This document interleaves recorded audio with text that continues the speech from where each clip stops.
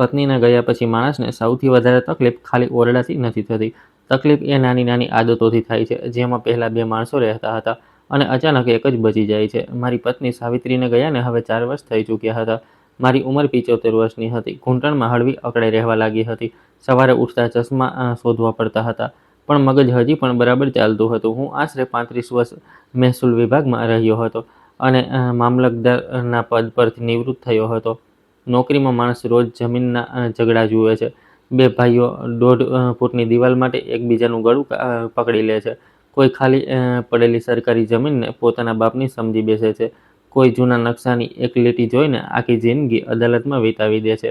એટલે જ નિવૃત્તિ પછી મેં મારી જાતને એક વાત કહી હતી કે હવે કોઈના જમીન જાયદાદના લફરામાં નહીં પડું.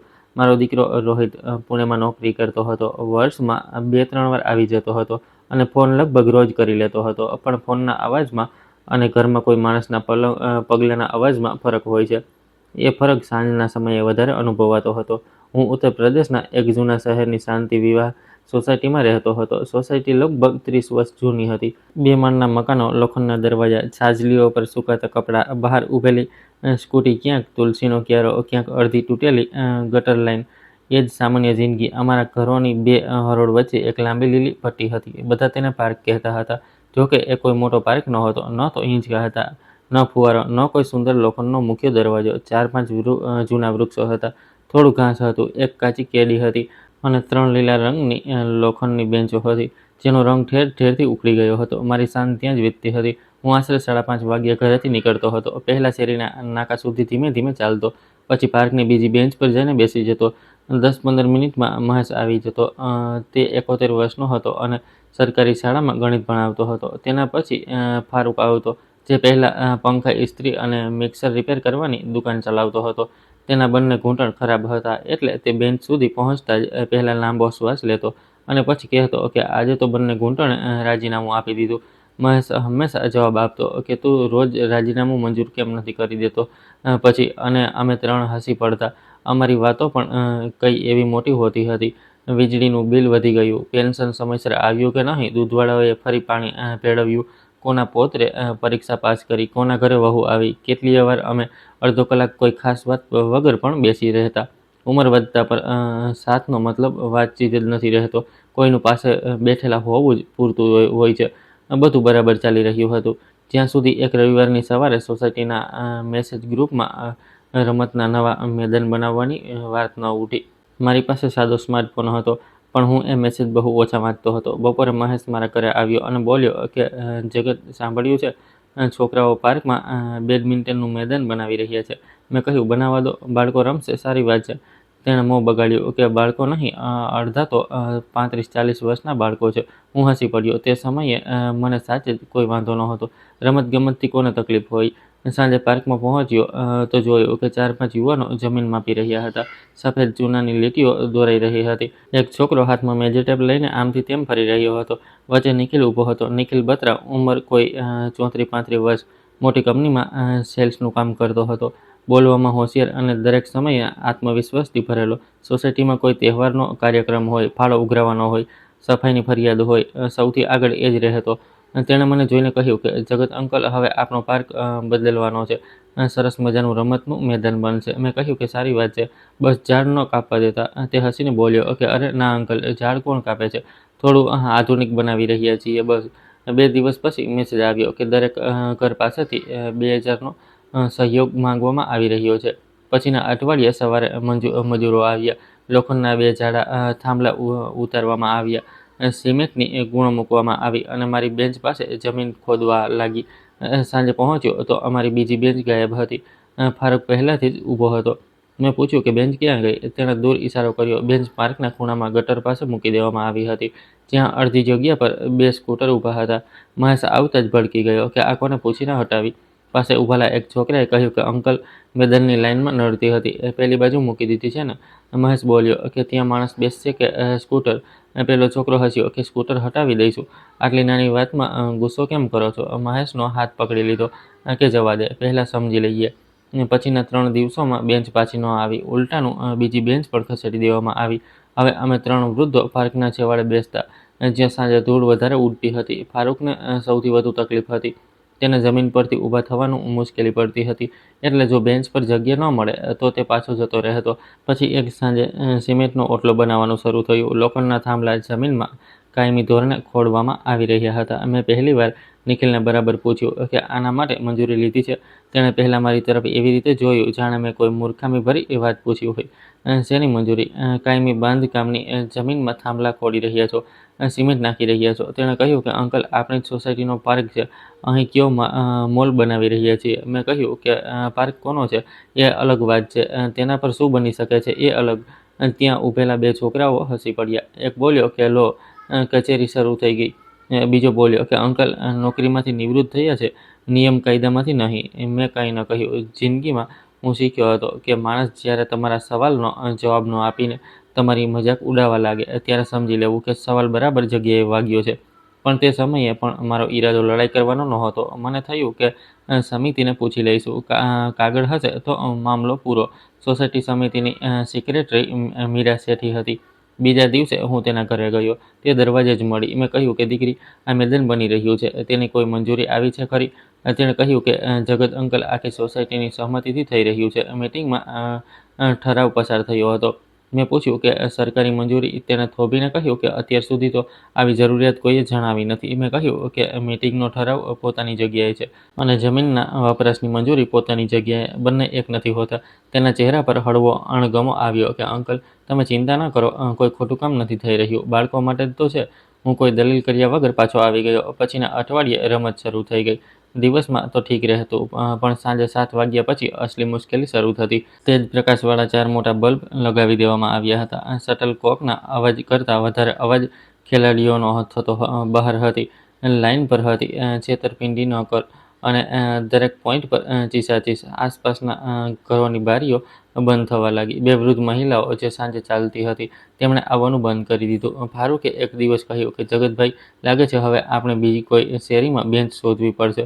મને એ વાત પર હસવું ન આવ્યું. તારામાંથી જે લોકો આ વાર્તા સાંભળી રહ્યા છે, જો તમારા ઘરની આસપાસ પણ ક્યારેય એવું બન્યું હોય કે 10 લોકો ભેગા મળીને નક્કી કરી લે કે તેમનો અવાજ જ બધાનો અવાજ છે, તો નીચે જરૂર જણાવો. કારણ કે તે દિવસે મને પહેલીવાર સમજાયું કે સમસ્યા બેડમિન્ટનની નહોતી. સમસ્યા એ હતી કે કેટલાક લોકોએ નક્કી કરી લીધું હતું કે વૃદ્ધ લોકોની જરૂરિયાતને જરૂરિયાત ગણવામાં નહીં આવે. અસલી ઝઘડો તેના 2 દિવસ પછી થયો. અમે સાંજે ખૂણાવાળી બેન્ચ પર બેઠા હતા. નિખિલ અને તેની સાથે 5-6 લોકો રમવાની તૈયારી કરી રહ્યા હતા. એક સ્કૂટર ફરીથી અમારી બેન્ચ સામે મૂકી દેવામાં આવ્યું. ફારૂકે કહ્યું કે બેટા, આને થોડું હટાવી લે, પગ મૂકવાની જગ્યા નથી. નિખિલે દૂરથી કહ્યું કે અંકલ, 2 મિનિટમાં હટાવી દઈએ છીએ. 15 મિનિટ થઈ ગઈ પણ સ્કૂટર ત્યાં જ રહ્યું. મહેશ ઊભો થયો અને બોલ્યો કે તમારી 2 મિનિટ 15 ક્યારથી થઈ ગઈ? નિખિલે રેકેટ નીચે મૂક્યું કે મહેશ અંકલ, રોજ તમને કોઈ ને કોઈ સમસ્યા કેમ થાય છે? મહેશ બોલ્યો કે સમસ્યા અમને નહીં, તમને છે. તમે અમારી બેન્ચ હટાવી, રસ્તો રોક્યો, રાત્રે આંખોમાં લાઇટ ફેંકો છો અને હવે કહો છો કે અમને સમસ્યા છે. જોત-જોતામાં બીજા 4-5 લોકો પણ ભેગા થઈ ગયા. હું ઊભો થયો અને શાંત અવાજે બોલ્યો કે નિખિલ, દલીલ ન કર. બસ એટલું જણાવી દે કે આ બાંધકામની લેખિત મંજૂરી કયા વિભાગ પાસેથી લીધી છે. તેણે ઊંડો શ્વાસ છોડ્યો કે ફરી એ જ મંજૂરી? જગત અંકલ, આખી સોસાયટી ખુશ છે, ફક્ત તમારા 3-4 લોકોને જ તકલીફ છે. મેં કહ્યું કે આખી સોસાયટીની ખુશી જમીનનો નકશો નથી બદલી નાખતી. મારું આટલું કહેતા જ પાછળથી કોઈએ કહ્યું કે અરે ભાઈ, આમને સમજાવો. આખો દિવસ એકલા ઘરમાં બેસી રહે છે અને સાંજે અહીં આવીને બધાને નિયમો સમજાવશે. 2-3 લોકો હસ્યા. મેં અવાજ તરફ જોયું. છોકરો કદાચ સામેની શેરીનો હતો, નામ નહોતો જાણતો. તે આગળ બોલ્યો કે સીધી વાત છે, પાર્ક રમત માટે છે, આ કોઈ વૃદ્ધાશ્રમ નથી. આટલો અવાજ ખરાબ લાગતો હોય તો પોતાના ઘરમાં બેસો ને. નિખિલે તેને રોક્યો નહીં. આ જ વાત મને સૌથી વધારે ખૂંચી. ક્યારેક અપમાન બોલનારા માણસ કરતાં એ લોકોનું વધારે હોય છે જે સાંભળીને ચૂપ રહે છે. પછી કોઈએ પાછળથી ધીમેથી કહ્યું કે એકલો ડોસો છે એટલે દરેક વાતમાં ટાંગ અડાવે છે. મને સ્પષ્ટ સંભળાયું. મહેશ આગળ વધ્યો કે કોણે કહ્યું? મેં તેનો હાથ પકડી લીધો કે બસ. તે બોલ્યો કે ના જગત, આજે પૂછી લેવા દે. મેં ફરી કહ્યું કે ઘરે ચાલ. ફારૂક પણ ઊભો થઈ ગયો. અમે ત્રણેય કંઈ પણ બોલ્યા વગર ત્યાંથી નીકળી ગયા. પાછળથી ફરી રમત શરૂ થઈ ગઈ. રેકેટનો અવાજ, હાસ્ય, ચીસાચીસ, જાણે કંઈ બન્યું જ નહોતું. રસ્તામાં મહેશ ગાળો દેતો રહ્યો કે તે મને રોક્યો કેમ? આપણા બાપની ઉંમરનો માણસ જોઈને આવી રીતે બોલશે? મેં ફક્ત એટલું જ કહ્યું કે ગાળનો જવાબ ગાળથી આપીશું તો કાલે બધા કહેશે કે બંને તરફ ભૂલ હતી. તે બોલ્યો તો શું કરીશ? મેં કહ્યું અત્યારે કંઈ નહીં. ઘરે આવીને મેં તાળું ખોલ્યું. અંદર અંધારું હતું. સાવિત્રીને ગયા પછી મારી આદત હતી કે બહાર નીકળતી વખતે પડછાયાની લાઇટ બંધ કરી દેતો હતો. પહેલાં એ ચાલુ રહેતી હતી કે તે ઘરમાં રહેતી હતી. તે દિવસે ખબર નહીં કેમ ખાલી ઘર કંઈક વધારે જ ખાલી લાગ્યું. મેં રસોડામાં જઈને પાણી પીધું. પછી ચા બનાવવાનો વિચાર કર્યો, પણ મન ન થયું. ઓરડામાં બેઠો તો પેલા છોકરાનો અવાજ વારંવાર કાનમાં ગૂંજતો હતો કે એકલો ડોસો પોતાના ઘરમાં બેસો. ઉંમરમાં પહેલી વાર કોઈએ મને ઘરડો કહ્યો હોય એવું નહોતું. મને એ શબ્દથી વાંધો પણ નહોતો. 75 વર્ષનો માણસ ઘરડો જ હોય. ઘા એકલા શબ્દે કર્યો હતો. જાણે એકલા હોવું એ કોઈ માણસના અધિકારો ઓછા કરી નાખતું હોય. જાણે પત્ની ગુજરી ગઈ, દીકરો બીજા શહેરમાં છે, તો હવે જાહેર જગ્યા પર બેસવા માટે પણ બીજાની મહેરબાની જોઈ છે. રાત્રે આશરે 9 વાગ્યે હું પરસાળમાં આવ્યો. સામે પાર્કની તેજ સફેદ લાઇટ મકાનોની દિવાલો પર પડી રહી હતી. મેં દૂરથી એ જગ્યાને જોઈ.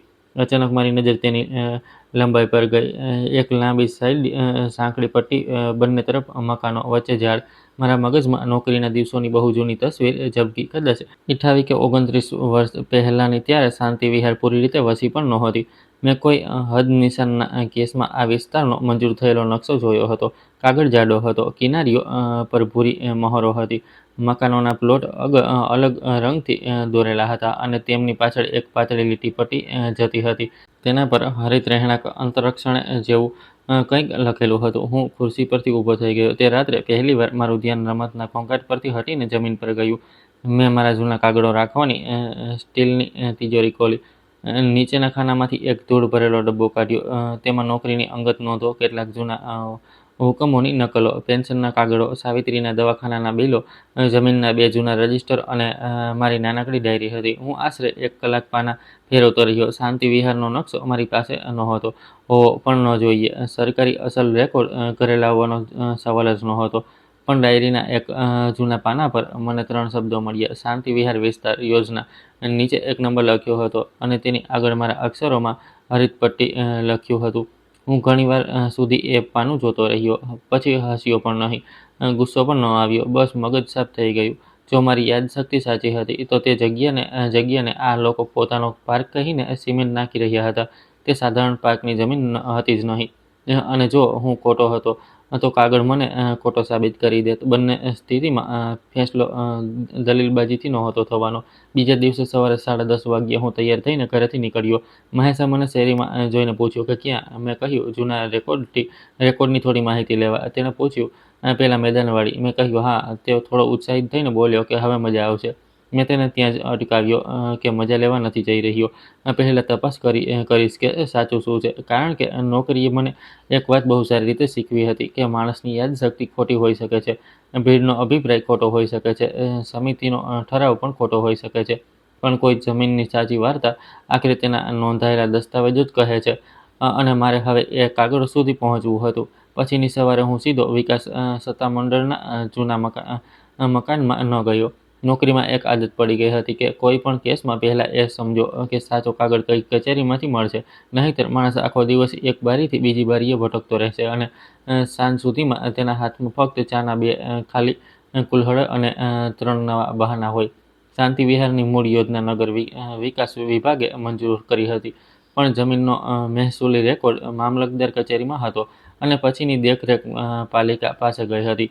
આ 3 વિભાગો જ એવી જગ્યા હતી જ્યાં સામાન્ય માણસ ગૂંચવાઈ જતો હતો.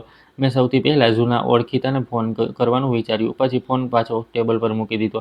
હું કોઈનો ઉપકાર લઈને જવાબ નહોતો ઈચ્છતો.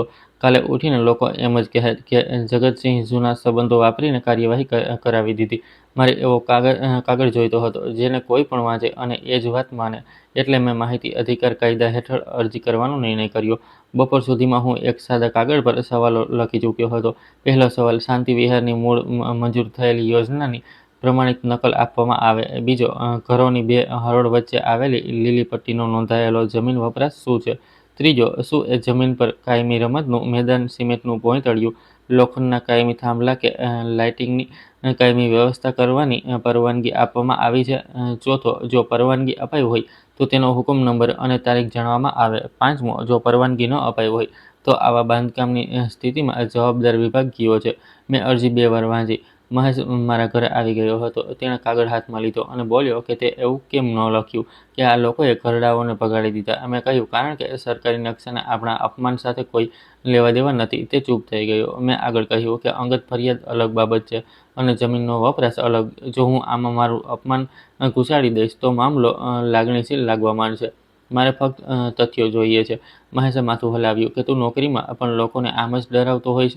મેં કહ્યું, ડરાવતો નહોતો, સાચો સવાલ પૂછતો હતો. માણસ અડધું સત્ય જવાબમાં પોતે જ કહી દે છે. અરજી જમા કરાવવાના દિવસે સરકારી કચેરી એવી જ હતી જેવી મેં છોડી હતી. બસ દિવાલોનો રંગ બદલાઈ ગયો હતો અને ચહેરા નવા હતા. બહાર મોટરસાયકલો ત્રાંસી ઊભી હતી. વરંડામાં 4 જણા ફાઇલો દબાવીને કોઈ બાબુની રાહ જોઈ રહ્યા હતા. અંદર જૂનો પંખો ફરતા ફરતા અવાજ કરી રહ્યો હતો. મેં અરજી જમા કરાવી અને પાવતી ખિસ્સામાં મૂકી લીધી. કાઉન્ટર પર બેઠેલા યુવાને મારી ઉંમર જોઈને પૂછ્યું કે દાદાજી, કોઈ જમીનનો દાવો છે કે શું? મેં કહ્યું, હજી દાવો નથી, માહિતી જોઈએ છે. તેણે કાગળ જોયો, પછી મારી તરફ જોયું કે બહુ જૂનો નકશો માંગી રહ્યા છો. સમય લાગશે. મેં કહ્યું, કાયદો જેટલો સમય આપે છે એટલો લગાવો. એનાથી વધારે લાગે તો તેનો પણ રસ્તો છે. તે સહેજ હસ્યો. કદાચ તેને સમજાઈ ગયું હતું કે સામે બેઠેલો વૃદ્ધ પહેલીવાર અરજી કરવા નથી આવ્યો. ઘરે પાછા આવીને મેં કોઈને ન જણાવ્યું કે અરજી જમા થઈ ગઈ છે. પણ સોસાયટીમાં વાતો દિવાલોમાંથી નહીં, હવામાંથી ફેલાતી હતી. 3 દિવસ પછી સાંજે નિખિલે મને રસ્તામાં રોકી લીધો કે જગત અંકલ, સાંભળ્યું છે તમે સરકારી ફરિયાદ કરી દીધી? મેં કહ્યું, ફરિયાદ નહીં, માહિતી માંગી છે. તે હસ્યો કે બંનેમાં ફરક શું છે? મેં કહ્યું, ઘણો ફરક છે. ફરિયાદમાં હું કહું છું કે તમે ખોટા છો. માહિતીમાં સરકાર જણાવશે કે કોણ ખોટું છે. તેનો ચહેરો થોડો કડક થયો કે અંકલ, આટલી નાની વાતને તમે ક્યાં ખેંચી રહ્યા છો? આખી સોસાયટીએ પૈસા આપ્યા છે. બાળકો અને પરિવારો માટે બનાવ્યું છે. મેં પૂછ્યું, તો શું મંજૂરી પણ આખી સોસાયટીએ પોતાને જ આપી દીધી? તેણે હોઠ પીળ્યા કે તમને દરેક વાતમાં નિયમ કેમ જોઈએ છે? મેં કહ્યું, કારણ કે જે દિવસે નિયમ ફક્ત નબળા માણસ માટે રહી જાય અને તાકતવર માણસ પોતાના માટે મત ગણવા લાગે, તે દિવસે જમીનનો ઝઘડો શરૂ થાય છે. તે બોલ્યો કે જુઓ, તમે જૂના જમાનાના અધિકારી રહ્યા છો. હવે બધું બદલાઈ ગયું છે. મને એ વાત પર પહેલીવાર હસવું આવ્યું કે જમીનના દસ્તાવેજો આટલી જલ્દી નથી બદલાતા બેટા. બદલાય તો પણ નિશાન છોડી જાય છે. તે કોઈ જવાબ આપ્યા વિના ચાલ્યો ગયો. પછીના થોડા દિવસોમાં માહોલ વધુ ખરાબ થઈ ગયો. રમતનું મેદાન હવે પૂરેપૂરું તૈયાર દેખાવા લાગ્યું હતું. સફેદ લીટીઓ ચમકી રહી હતી. લોખંડના થાંભલાઓ પર નવી જાળી બાંધવામાં આવી હતી. સાંજ પડતા જ તેજ લાઇટો ચાલુ થઈ જતી. સોસાયટીના મેસેજ ગ્રુપમાં ફોટા મૂકવામાં આવતા અને નીચે લોકો લખતા કે બહુ સરસ પહેલ, આપણી સોસાયટી બદલાઈ રહી છે. યુવા ટીમને અભિનંદન. એ જ ગ્રુપમાં કોઈએ લખ્યું કે કેટલાક લોકો વિકાસ રોકવામાં લાગ્યા છે. તેમનાથી સાવધાન રહેવું જોઈએ. નામ નહોતું લખ્યું, પણ નામ લખવાની જરૂર પણ નહોતી. મહેશે મેસેજ મને બતાવ્યો કે જવાબ આપ. મેં કહ્યું, કેમ બધાને ખબર પડે કે તું ચૂપ નથી? મેં ફોન ટેબલ પર મૂકી દીધો કે જે દિવસે કાગળ આવશે એ જ જવાબ હશે. એના પહેલાં હું પણ બાકીના લોકોની જેમ માત્ર દેકારો જ કરીશ. ફારૂક હવે પાર્કમાં જવાનું લગભગ છોડી ચૂક્યો હતો. તેના ઘૂંટણમાં એ અઠવાડિયે વધારે સોજો આવી ગયો હતો. એક સાંજે હું તેના ઘરે ગયો તો તે ખાટલા પર પગ સીધો કરીને બેઠો હતો. તેની પત્નીએ કહ્યું કે ભાઈ સાહેબ, તમે લોકો ત્યાં કેમ જાઓ છો? હવે છોકરાઓને કરવા દો. આ ઉંમરે શાંતિ જોઈએ. ફારૂકે ધીમેથી કહ્યું કે શાંતિ ઘરમાં કેદ થઈને મળે તો એ શાંતિ ન કહેવાય. તેની વાત મારા દિલમાં ઉતરી ગઈ. હકીકતમાં આ જ તો થઈ રહ્યું હતું. ધીમે ધીમે આપણને એવું સમજાવવામાં આવી રહ્યું હતું કે સહિયારી જગ્યા પર આપણો હક ઉંમર વધવાની સાથે સાથે ઓછો થઈ ગયો છે. કોઈ હુકમ નહોતો, કોઈ લેખિત નિયમ નહોતો. બસ માહોલ એવો બનાવી દેવાયો હતો કે વૃદ્ધ માણસ પોતે જ પાછળ હટી જાય. અને પછી બાકીના લોકો કહે કે જુઓ, અહીં તો કોઈ આવતું જ નહોતું. આશરે 10 દિવસ પછી મીરા શેઠી મારા ઘરે આવી. તેના હાથમાં સોસાયટીની મીટિંગની ફાઇલ હતી. તેણે આવતા જ કહ્યું કે અંકલ, તમારે જે જોવું હોય તે જોઈ લો. અમે કંઈ છુપાવ્યું નથી. મેં તેને બેસાડી. તેને મીટિંગનો ઠરાવ બતાવ્યો. 25 ઘરોના હસ્તાક્ષર હતા. મેદાન બનાવવા પર સહમતિ હતી. પૈસા જમા કરવાની વિગત હતી. ખર્ચનો અંદાજ હતો. મેં પૂરેપૂરું વાંચ્યું. પછી પૂછ્યું કે જમીન વપરાશની પરવાનગી ક્યાં છે? તેણે કહ્યું, આ જ તો ઠરાવ છે. મેં ધીમેથી ફાઇલ તેની તરફ ખસેડી કે આ તમારા લોકોનો અંદરનો નિર્ણય છે કે તમે શું કરવા માંગો છો. આ એ વાતની પરવાનગી નથી કે જમીન પર એક કામ કાયદેસર રીતે કરી શકાય છે. તે થોડી ક્ષણ ચૂપ રહી કે પણ આટલા વર્ષોથી આને પાર્ક જ કહેવાય છે. મેં કહ્યું, કોઈ જગ્યાને 30 વર્ષ સુધી પાર્ક કહી દેવાથી સરકારી દસ્તાવેજમાં તેનું નામ પાર્ક થઈ જાય એ જરૂરી નથી. તેણે પૂછ્યું, તમે શું કહેવા માંગો છો? મેં જવાબ આપ્યો કે હું હજી કંઈ નથી કહી રહ્યો, એટલે જ તો માહિતી માંગી છે. મીરાનો અવાજ ધીમો થઈ ગયો કે નિખિલ કહેતો હતો કે તમે કાર્યવાહી કરવામાં માટે જૂના ઓળખીતાઓ સાથે વાત કરી છે. મેં પહેલીવાર થોડા કડક થઈને કહ્યું કે મેં કોઈ જૂના માણસને ફોન નથી કર્યો, અને જો મારા નામે આ વાત ફેલાવવામાં આવી રહી હોય તો તેને અત્યારે જ રોકી દો. હું જે પણ કરીશ તે લેખિતમાં કરીશ. જે ઊભા થતાં બોલી કે અંકલ, બસ સોસાયટીનું વાતાવરણ ખરાબ ન કરતા. મેં કહ્યું, સોસાયટી કાગળથી ખરાબ નથી થતી, ખોટા કામથી થાય છે. માહિતીના જવાબની રાહ જોતાં જોતાં લગભગ 3 અઠવાડિયા નીકળી ગયા. આ દરમિયાન એક એવી ઘટના બની જેણે મને અંદરથી વધુ મક્કમ કરી દીધો. રાત્રે આશરે 9:30 વાગ્યે સામેના મકાનના શર્માજી મારા દરવાજે આવ્યા. તેમની પત્નીની તબિયત થોડા મહિનાઓથી ખરાબ હતી અને ડૉક્ટરે તેમને વહેલા સૂઈ જવાનું કહ્યું હતું. તેમણે ધીમા અવાજે કહ્યું કે જગતજી, લાઇટ સીધી અમારા ઓરડામાં આવે છે. અવાજ પણ બહુ થાય છે. તમે જે કરી રહ્યા છો તે બરાબર કરી રહ્યા છો. મેં પૂછ્યું, તો પછી મીટિંગમાં કેમ ન બોલ્યા? તેમણે નજર નીચી કરી લીધી કે છોકરાઓ કહે છે કે લફરામાં ન પડો. નિખિલ સાથે રોજ ભેટો થાય છે. તમે તો પહોંચી વળશો. આજે આપણી સોસાયટીઓની સૌથી મોટી બીમારી છે. ફરિયાદ બધાને હોય છે, પણ બોલવા માટે એક માણસ જોઈએ, અને જ્યારે એક માણસ બોલે છે ત્યારે બાકીના લોકો દૂર ઊભા રહીને જુએ છે કે પહેલાં તેને કેટલો માર પડે છે. જો તમે આવી વાર્તાઓ એટલા માટે સાંભળો છો કારણ કે તમને દેકારો મચાવનારી બદલાની વાર્તા નહીં, પણ બુદ્ધિ અને ધીરજથી મેળવેલી ન્યાયની જીત પસંદ છે, તો આ વાર્તાને આગળ જરૂર સાંભળજો અને તમારો અભિપ્રાય પણ જણાવજો કે શું સહિયારી જગ્યા પર બહુમતીને મનમાની કરવાનો અધિકાર મળી જવો જોઈએ. શર્માજીના ગયા પછી હું મોડી રાત સુધી જાગતો રહ્યો. હવે મારા માટે આ મામલો ફક્ત અમારી બેન્ચનો નહોતો રહ્યો. લોકો ડરીને ચૂપ હતા, અને એ ચૂપગીરીને સહમતિ ગણાવીને વાપરવામાં આવી રહી હતી. ચોથા અઠવાડિયે મંગળવારે ટપાલી એક મોટું સરકારી કવર આપીને ગયો. મેં દરવાજે જ મોકલનારનું નામ વાંચી લીધું, શહેર વિકાસ સત્તામંડળ. હું કવર લઈને અંદર આવ્યો, ચશ્મા ચડાવ્યા અને ટેબલ પર બેસી ગયો. હાથ ધ્રુજી નહોતા રહ્યા, પણ હું ઉતાવળ પણ નહોતો કરી રહ્યો. જૂના અધિકારીની એક આદત હતી કે સરકારી જવાબ પહેલાં ઉપરથી નીચે સુધી પૂરો વાંચો, પછી સાથે જોડેલા કાગળો જુઓ. પહેલા પાના પર મારા સવાલ નંબર પ્રમાણે જવાબો હતા. મૂળ મંજૂર થયેલી યોજનાના નકલી જોડેલી હતી. જમીન વપરાશ સામે લખ્યું હતું કે સંબંધિત પટ્ટી રહેણાંક પ્લોટો અને અન્ય વપરાશ વિસ્તાર વચ્ચે હરિત અંતર ક્ષેત્ર તરીકે નોંધાયેલી છે. મેં એ લીટી 2 વાર વાંચી. મારી યાદ સાચી હતી. આગળ લખ્યું હતું કે ઉપલબ્ધ રેકોર્ડમાં એ ભાગ પર કાયમી રમતના બાંધકામની કોઈ મંજૂરી નોંધાયેલી નથી. મેં ખુરશી પર પીઠ ટેકવી. લગભગ 29 વર્ષ જૂની તસવીર હવે સાવ સામે હતી. પછી મેં જોડેલો નકશો ખોલ્યો. કાગળ નવો છપાયેલો હતો, પણ એ જૂના મંજૂર નકશાની પ્રમાણિત નકલ હતી. ઘરોની હરોળ, રસ્તો, પ્લોટ નંબર અને તેમની વચ્ચે એ જ લાંબી પટ્ટી. તેના પર સરકારી નિશાન અને જમીન વપરાશનો ઉલ્લેખ સ્પષ્ટ હતો. હું આશરે 5 મિનિટ એ નકશાને જોતો રહ્યો. મને ખુશી ન થઈ, પણ એક અજીબ નિરાશા થઈ કે જો નિખિલ કે મીરાએ બાંધકામ કરતા પહેલા આ એક જ કાગળ કાઢાવી લીધો હોત તો આખો ઝઘડો ઊભો જ ન થયો હોત. હજારો રૂપિયા બચી જાત, અપમાન ન થાત, બેન્ચો ન હટત, ફારૂક ઘરમાં ન બેસી રહેત. પણ સામૂહિક ઉત્સાહમાં સૌથી પહેલા સવાલ પૂછનારને જ દુશ્મન બનાવી દેવામાં આવે છે.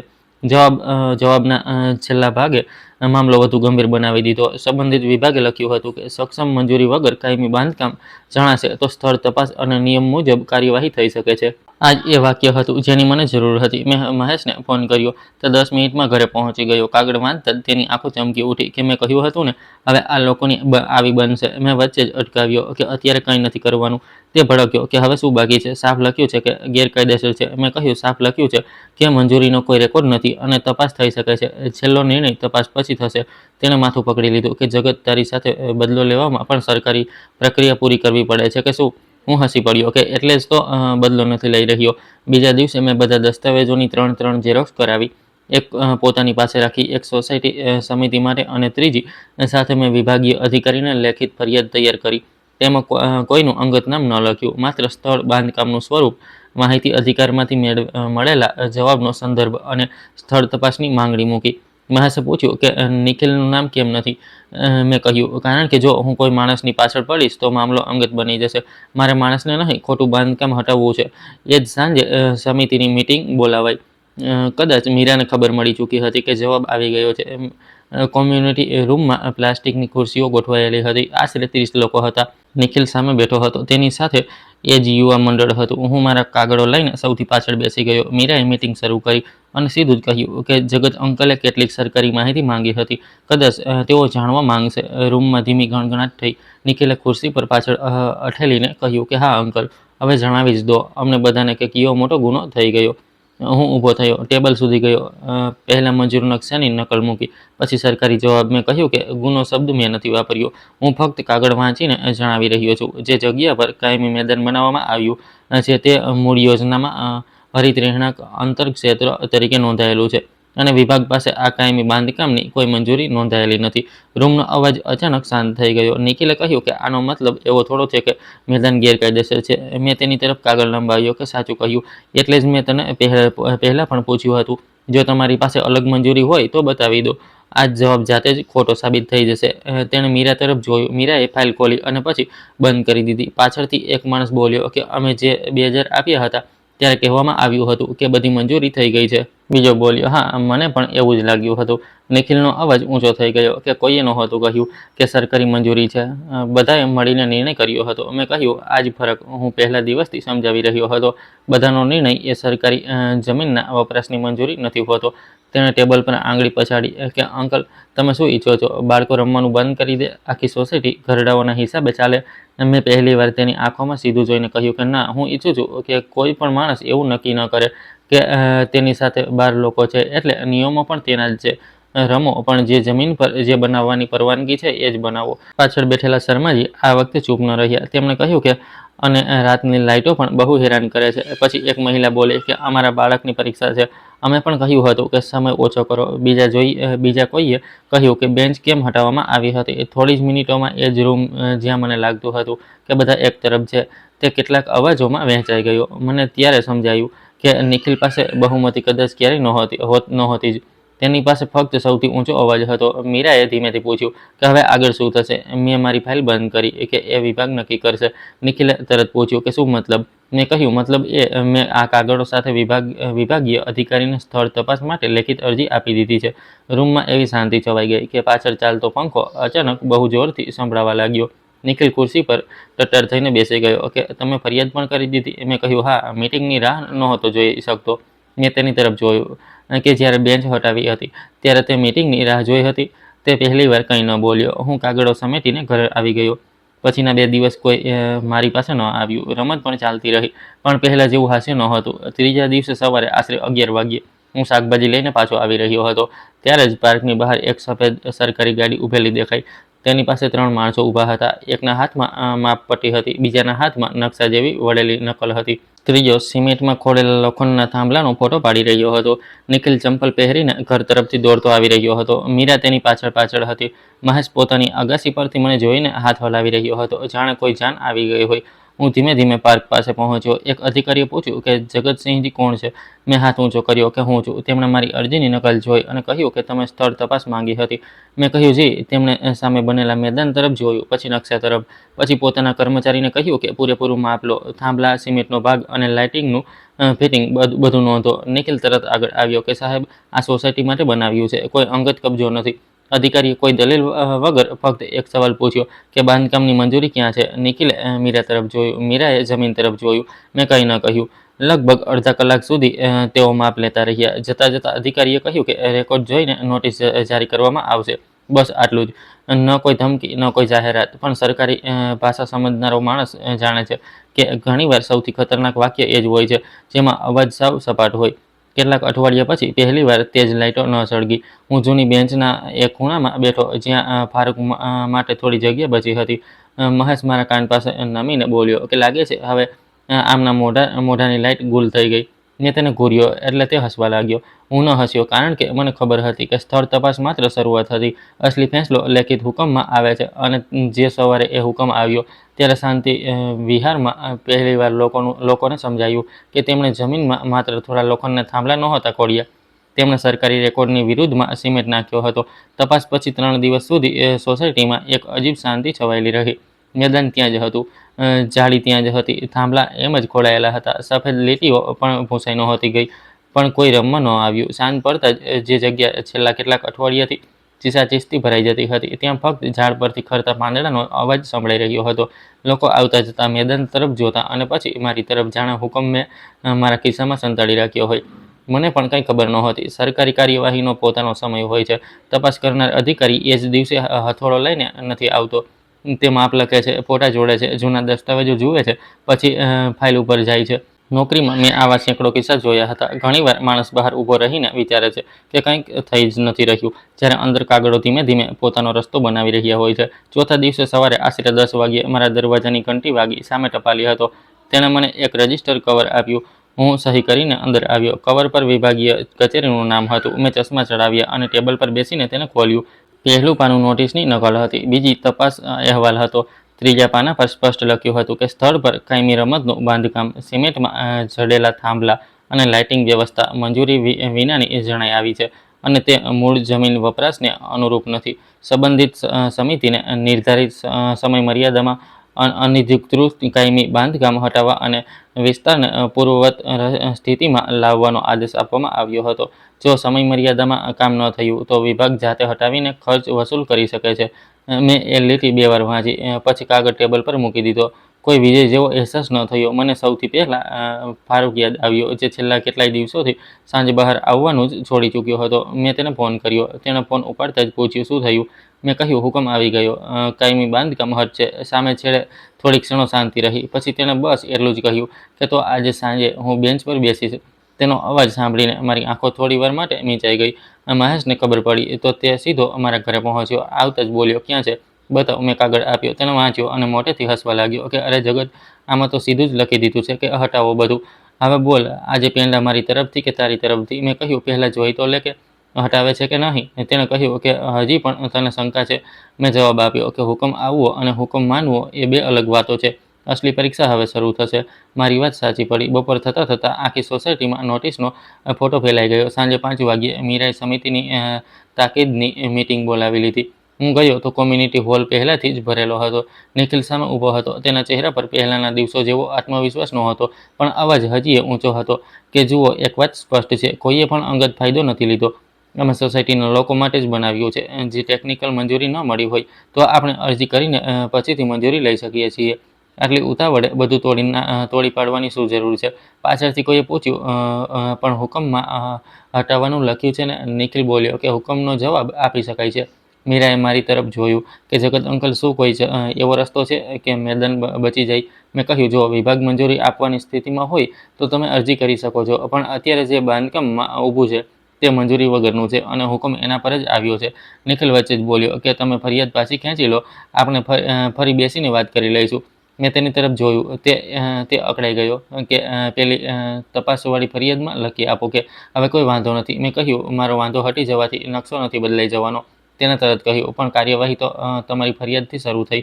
મેં શાંત અવાજે કહ્યું કે મારી ફરિયાદથી શરૂ થઈ હશે, પણ ખોટું બાંધકામ મારી ફરિયાદથી નથી થયું.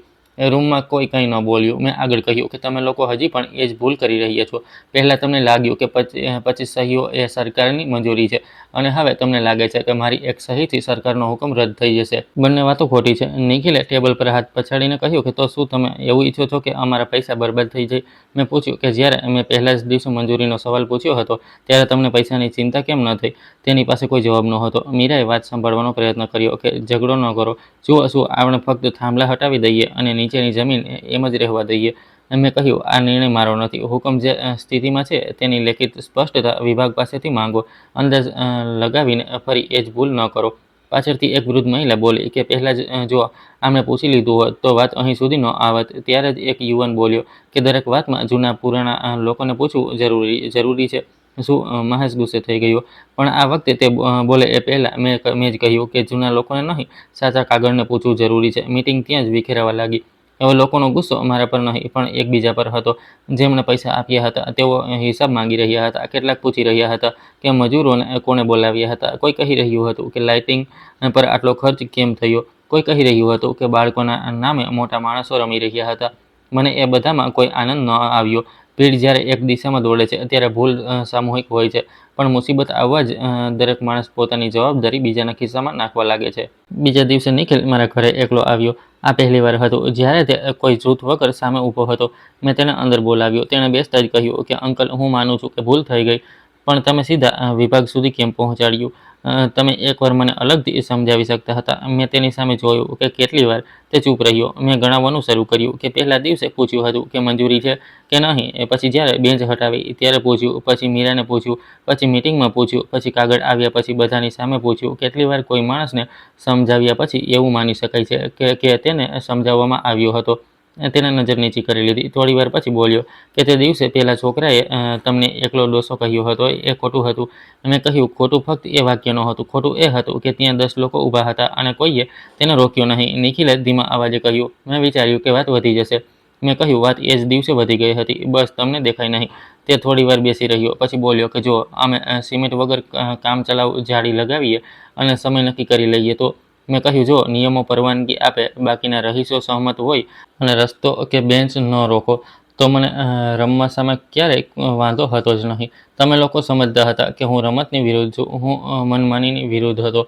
તે ઊભા થતી વખતે પહેલા જેવો નહોતો દેખાતો. જતાં જતાં તેણે કહ્યું કે હું વિભાગમાં પૂછીશ કે સાચી રીત કઈ છે. મેં કહ્યું, આ જ કામ પહેલાં કરી લીધું હોત તો આટલા પૈસા પણ બચી જાત અને ઇજ્જત પણ. હુકમની સમય મર્યાદાના છેલ્લા 2 દિવસ બાકી હતા જ્યારે સમિતિએ આખરે નક્કી કરી લીધું કે તેઓ વિભાગ સામે લડશે નહીં. મજૂરો બોલાવાયા. પહેલાં જાળી ઉતરાઈ, પછી લાઇટના મોટા બલ્બ અને વાયરો કાઢવામાં આવ્યા. સૌથી છેલ્લે સિમેન્ટમાં ખોડેલા લોખંડના થાંભલા કાપવામાં આવ્યા. જ્યારે હથોડાથી તાજો સિમેન્ટ તૂટી રહ્યો હતો ત્યારે અડધી સોસાયટી બહાર ઊભી રહીને જોઈ રહી હતી. કેટલાક લોકોના ચહેરા પર ગુસ્સો હતો, કેટલાક પર શરમ અને કેટલાક ફક્ત તમાશો જોઈ રહ્યા હતા. મહેશે મને કહ્યું કે ચાલ સામે ઊભા રહીને જો, આજે તારો દિવસ છે. મેં કહ્યું, મારો કયો દિવસ? જમીન પોતાની મૂળ સ્થિતિમાં પાછી ફરી રહી છે, બસ. તેને મારી સામે જોઈને માથું હલાવ્યું કે તું ઘરડો બહુ વિચિત્ર છે. મેં કહ્યું, આ વાત તો પહેલાં પણ લોકો કહી ચૂક્યા છે. અમે બંને હસી પડ્યા. ફારૂક તે દિવસે પણ આવ્યો હતો. તે ધીમે ધીમે ચાલતો જૂની જગ્યા સુધી પહોંચ્યો. બેન્ચ હજી ખૂણામાં પડી હતી. તેણે તેના પર હાથ માર્યો અને કહ્યું કે આને પાછી કોણ મૂકશે? પાસે ઊભેલા 2 છોકરાઓએ જાતે જ બેન્ચ ઉપાડી અને જૂની છાંયડાવાળી જગ્યા પર મૂકી આપી.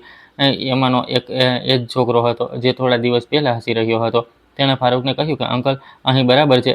ફારૂક બેસી ગયો અને બોલ્યો કે હા બેટા, હવે બરાબર છે. આટલું નાનું વાક્ય હતું, પણ મને આખા ઝઘડાનો જવાબ એમાં જ મળી ગયો. 1 અઠવાડિયા પછી સમિતિએ નવી મિટિંગ કરી. આ વખતે શરૂઆત રમતના મેદાનથી નહીં, પણ સહિયારી જગ્યાના નિયમોથી થઈ. નક્કી થયું કે ત્યાં સંબંધિત વિભાગની લેખિત પરવાનગી વિના કોઈ કાયમી બાંધકામ નહીં થાય. સાંજે બેસવાવાળી બેન્ચો હટાવવામાં નહીં આવે. બાળકોના રમવા માટે ખુલ્લી જગ્યા રહેશે, પણ મોડી રાત સુધી તેજ લાઇટિંગ અને ઘોંઘાટ નહીં થાય. કામચલાઉ જાળી લગાવવાની પરવાનગી પણ ફક્ત નક્કી કરેલા સમય માટે જ રહેશે અને પછી તેને હટાવી લેવી પડશે. સૌથી રસપ્રદ વાત એ હતી કે એ જ લોકો જે મહિનો પહેલાં કહેતા હતા કે કાગળની શી જરૂર છે, તેઓ હવે દરેક ઠરાવ નીચે લેખિત મંજૂરીની વાત કરી રહ્યા હતા. શર્માજીએ મીટિંગ પછી મને કહ્યું કે જગતજી, તમે ન હોત તો અમે કંઈ બોલત જ નહીં. મેં કહ્યું, આ જ સમસ્યા છે. દરેક વખતે કોઈ એક માણસની રાહ ન જોયા કરો. જો વાત ખોટી હોય તો 10 લોકોની ચૂપકીદીને તેને સાચી નથી બનાવી દેતી. ધીમે ધીમે જિંદગી ફરી જૂના પાટા પર પાછી ફરી. સાંજે હું, મહેશ અને ફારૂક એ જ બેન્ચ પર બેસવા લાગ્યા. બાળકો ક્યારેય દડાથી રમતા, ક્યારેક દોડતા. કેટલાક યુવાનો કામચલાઉ જાળી લગાવીને 1 કલાક રમી લેતા અને જતી વખતે ઉપાડીને લઈ જતા. કોઈને કોઈ તકલીફ નહોતી. એક દિવસ નિખિલ રમત પૂરી કરીને મારી પાસે આવ્યો અને બોલ્યો કે અંકલ, આજે સમયસર બંધ કરી દીધું. મેં કહ્યું, મને હિસાબ ન આપ્યા કરો, નિયમોનું પાલન કરો અને જે એ જ પૂરતું છે. તેણે હસીને કહ્યું કે એક વાત પૂછું? મેં માથું હલાવ્યું. તમને એ નકશાની આટલી જૂની વાત કેવી રીતે યાદ રહી? મેં કહ્યું, તને તારી પહેલી સ્કૂલનો રસ્તો યાદ છે? તેણે કહ્યું, હા. મેં કહ્યું, મારી જિંદગી રસ્તાઓ અને નકશાઓમાં વીતી છે. કેટલીક બાબતો મગજમાં રહી જાય છે. તે બોલ્યો, મતલબ જો તમને યાદ ન હોત તો મેદાન બચી જાત. મેં કહ્યું, કદાચ થોડા સમય માટે, પણ ખોટી વસ્તુ ફક્ત એટલા માટે સાચી નથી થઈ જતી કે કોઈને તેનો રેકોર્ડ યાદ નથી. કાગળ ક્યાંક ને ક્યાંક પડ્યો જ રહેતો હોય છે.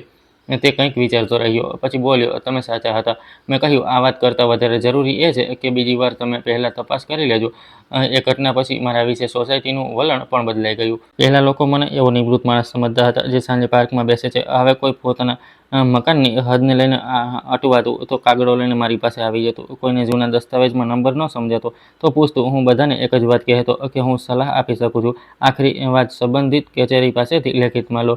ઉંમરે મને એ પણ શીખવ્યું હતું કે માણસને પોતાની જાણકારીનો નશો પણ ન હોવો જોઈએ. એક સાંજે સૂરજ ઢળી રહ્યો હતો. ફારૂક ચાનો નાનો ગ્લાસ લઈને બેઠો હતો. મહેશ છાપો વાળીને મારી પાસે મૂકી રહ્યો હતો. સામે એ જ ખુલ્લી લીલી પટ્ટી હતી. ન સિમેન્ટનું ચમકતું મેદાન, ન આંખોમાં ખૂંચતી તેજ લાઈટો. થોડા બાળકો દૂર રમી રહ્યા હતા. બે મહિલાઓ ટહેલી રહી હતી. હવામાં વૃક્ષોની સુગંધ હતી. મહેશે અચાનક કહ્યું કે જગત, તે દિવસે પેલા લોકોએ તને એકલો ડોસો કહ્યો હતો ને? મેં કહ્યું હા. તે બોલ્યો, હવે જો અડધી સોસાયટી કાગળો લઈને તારા ઘરે આવે છે. હું હસી પડ્યો કે માણસની કિંમત એ વાત પરથી નક્કી નથી થતી કે તેના ઘરમાં કેટલા લોકો રહે છે. ફારૂક બોલ્યો કે અને ઘરડા થવું ગુનો ક્યારથી થઈ ગયો? મેં તેની સામે જોયું કે ગુનો તો નથી, પણ કેટલાક લોકો સમજી લે છે કે ઉંમર વધવાની સાથે માણસનો અવાજ નાનો થઈ જાય છે. મહેશે પૂછ્યું, તો પછી શું કરવું જોઈએ? મેં સામે જમીન તરફ જોતા કહ્યું કે અવાજ મોટો કરવાની જરૂર નથી, વાત મજબૂત હોવી જોઈએ. તે દિવસે મને મારી નોકરીના દિવસોની એક વાત ફરી યાદ આવી ગઈ. કચેરીમાં અવારનવાર બે પ્રકારના માણસો આવતા હતા. એક બહુ ઊંચા અવાજે બોલતા, 5 લોકોને સાથે લાવતો અને કહેતો કે બધું મારી તરફેણમાં છે. બીજો ચૂપચાપ જૂનો કાગળ કાઢીને ટેબલ પર મૂકી દેતો. આખરે ફેંસલો મોટે ભાગે એ જ કાગળથી થતો હતો. શાંતિ વિરહમાં પણ એ જ થયું. તેમને લાગ્યું હતું કે 12 લોકો ભેગા મળીને એક ઘરડા માણસને બાજુ પર ધકેલી દેશે. તેમને લખ્યું હતું કે મીટિંગનો ઠરાવ જ અધિકાર છે. તેમને લાગ્યું હતું કે પૈસા ભેગા કરી લીધા, સિમેન્ટ નાખી દીધો, ફોટા પાડી લીધા એટલે જગ્યા તેમની થઈ ગઈ. પણ જમીન દેકારો નથી સાંભળતી. જમીન રેકોર્ડ સાંભળે છે. નકશાને એનાથી કોઈ ફરક નથી પડતો કે કોની સાથે કેટલા લોકો ઊભા છે. અને કાયદાએ એ ન જોવું જોઈએ કે સામે 75 વર્ષનો એકલો માણસ છે કે 25 લોકોનું જૂથ. મને તેમની હારથી સંતોષ ન મળ્યો. મને સંતોષ એ વાતથી મળ્યો કે ફારૂક ફરી બેન્ચ પર બેસી શકતો હતો, મહિલાઓ ફરી સાંજે ટહેલી શકતી હતી અને કોઈ વૃદ્ધ માણસને ફક્ત એટલા માટે પોતાના ઘરમાં પુરાઈ રહેવું ન પડ્યું કારણ કે કેટલાક યુવાન પડોશીઓએ સહિયારી જગ્યાને પોતાની જાગીર સમજી લીધી હતી. જો આ વાર્તાએ તમને પણ એવો અહેસાસ કરાવ્યો હોય કે જ્ઞાન, ધીરજ અને સાચો કાગળ ઘણીવાર સૌથી ઊંચા અવાજ કરતાં પણ વધારે તાકાતવર હોય છે, તો વિડીયોને લાઇક જરૂર કરજો. ચેનલ સાથે જોડાયેલા રહો અને કોમેન્ટમાં જણાવો કે તમારા મહોલ્લામાં કે સોસાયટીમાં ક્યારે બહુમતીના નામે આવી મનમાની થઈ છે કે નહીં. આવી જ જમીન સાથે જોડાયેલી અસલી ભારતીય વાતાવરણવાળી અને છેવટ સુધી ન્યાય અપાવતી વાર્તાઓ માટે ચેનલને જરૂર સબસ્ક્રાઈબ કરજો. આભાર.